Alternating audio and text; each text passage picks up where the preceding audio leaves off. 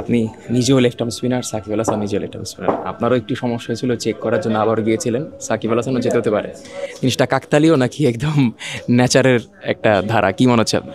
না, এটা অ্যাকচুয়ালি অনেক দিন ধরে ক্রিকেট খেলতেছে, তো সো অনেক সময় আমরা আছি যে নিজের যে রেগুলার যে বেসিক যে অ্যাকশনটা, সো আমরা অনেক সময় দেখা গেল যে খেলতে খেলতে স্লাইডলি চেঞ্জ হলে অনেক কিছুই হয় ক্রিকেটে। সো আমাদের কিন্তু মেজর কোনো প্রবলেম হয় না। সো দেখা গেল যে স্লাইটলি চেঞ্জেসের জন্য অনেক সময় এই জিনিসগুলো হতে পারে।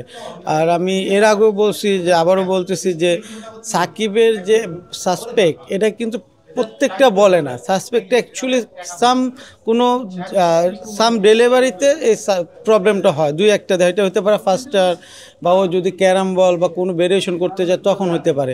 আদারওয়াইজ এটা কিন্তু আমরা অনেকে মনে করি যে জনসাধারণ বা যারা ক্রিকেট একটু বেশি দেখি হয়তো ভাবি বা যে এটা সব বলে সাসপেক্ট, অ্যাকচুয়ালি এরকম কোনো কিছুই না।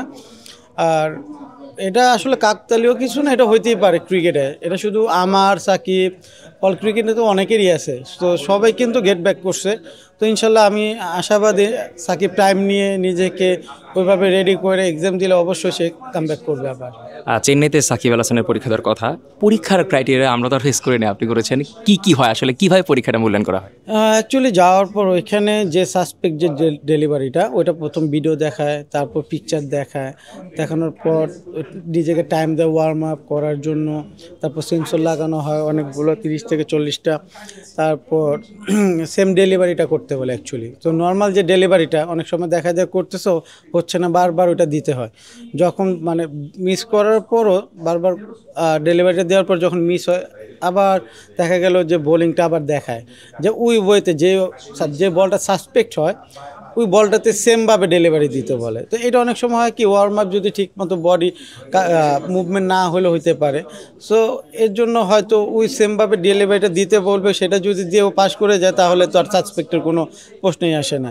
আর যদি সেম ডেলিভারি দিয়ে যদি সাসপেক্ট হয়, তখন দেখা গেলো হয়তো সাকিবকে হয়তো অ্যাকশন চেঞ্জ করে, কিছু স্লাইড চেঞ্জ করে, হয়তো আবার নতুন অ্যাকশনে বোলিং করে, হয়তো আবার এক্সাম দিয়ে যখন পাস করবে তখন অবশ্যই কাম ব্যাক করতে পারবে।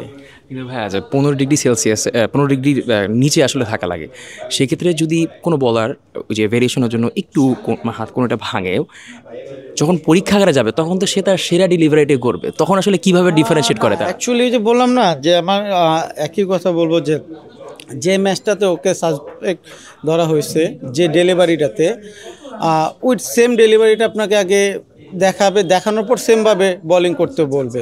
সো ন্যাচারাল যে বোলিংটা ওইটা করলে হবে না। সো অ্যাকচুয়ালি একবারের জায়গায় 3 থেকে 5 বারও দেখাবে, যতক্ষণ আপনি দেখবেন, যতবার চাবেন দেখাবে, দেখানোর পর সেমভাবে ডেলিভারি দিতে বলবে।